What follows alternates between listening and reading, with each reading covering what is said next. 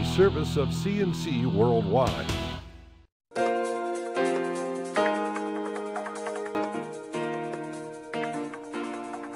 The Daily is a service of CNC and Jib Jab Greetings. I'm Bud Lowell. Your full AccuWeather forecast is always on top of your CNC local page. The Greater Rochester Association of Realtors says the number of real estate closings in the Rochester area was up by 11% in the second quarter, and the dollar volume of sales up by 14%. Realtor Sharon Porter of Keller Williams in the town of Greece says it's been a very busy 3 months. The spring market was a little delayed and has carried us through the summer, which is not typical. We've been busy all through July, which normally quiets down. So you characterize that as pretty good? Very good. And what do you think's driving it? What do people tell you? I think partly is the weather, partly is the interest rates. We're getting more to a seller's market, so inventory has come down a little bit, so it's a little bit less of a buyer's market than we've seen in the recent last couple of years. And maybe an increase in consumer confidence. Porter says her firm's closings are up by about 9% this year so far over 2011.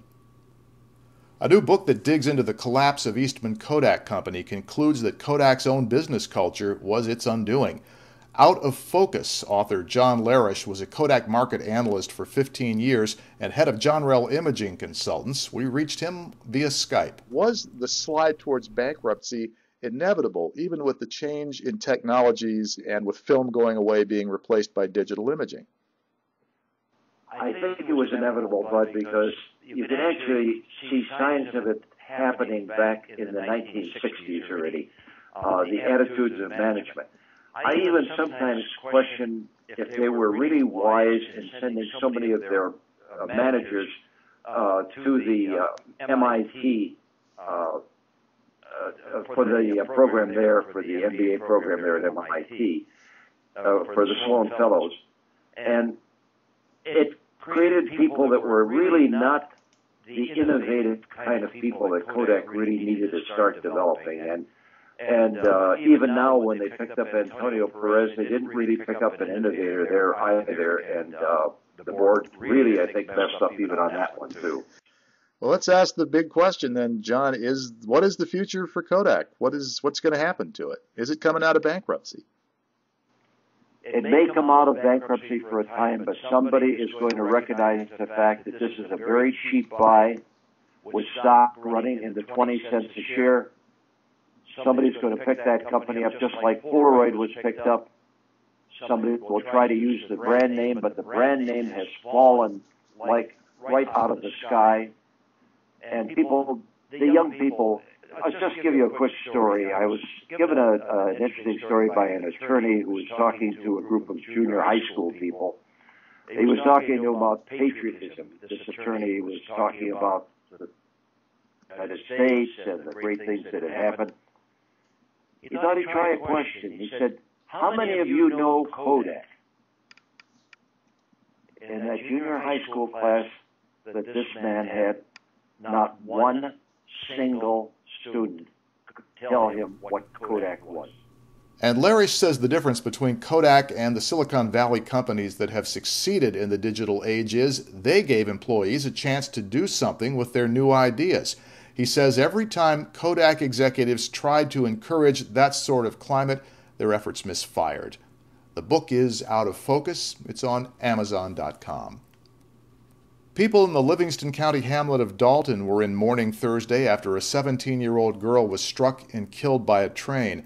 The Livingston County Sheriff's Office said Kaylee Mann of Dalton, who would have turned 18 on August 6th, was hit about 100 feet from a highway crossing on Route 24A.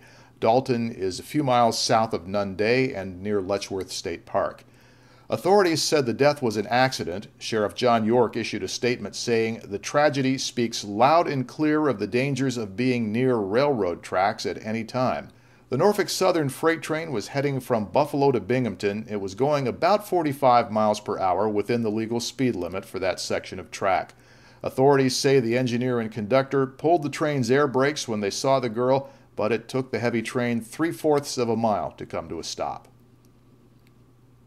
Fairport High School teacher Heather Boyum was laid to rest Thursday, while one of the people involved in the traffic accident that took her life appeared in Penfield Town Court. Heather Merkel, a 23-year-old Town of Ontario resident, was driving the car that ran over Boyum on Sunday. The 40-year-old Parenton woman was first hit by a motorcycle driven by Merkel's boyfriend. The impact tossed her from her bicycle on Route 250. She was then run over by Merkel's car. On Thursday, Merkel pleaded not guilty to vehicular homicide, driving while intoxicated, and driving without a license. Bail was set at $25,000 cash or $50,000 bond. She'll be back in court on Wednesday for a preliminary hearing.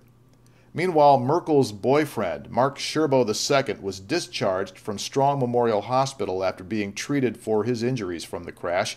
He was arraigned at the hospital for vehicular manslaughter and has been sent to the Monroe County Jail without bail. The Monroe County Sheriff's Office says Sherbo was driving his motorcycle recklessly, doing wheelies and repeatedly passing his girlfriend's car.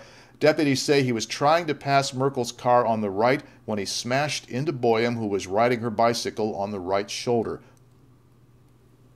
The State Transportation Department has the next planned closure of the Irondequoit Bay Bridge coming up this weekend, August 3rd through the 5th. This one is the eastbound direction on Route 104 from Irondequoit to the Webster side. Motorists traveling 104 will find the eastbound lanes closed beginning Friday, August 3rd at 8 p.m. through Sunday evening, August 5th at 6. It's part of the $14 million rehabilitation of the bridge.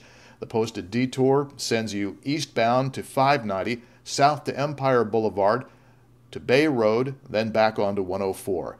Motorists should allow considerable time, and alternate routes are a great idea. The electronic message boards and the highway advisory radio station at 1610 a.m. will be up for this, and the Webster Chamber of Commerce has a Twitter account you can follow for the latest bridge status. It's at 104 Bridge.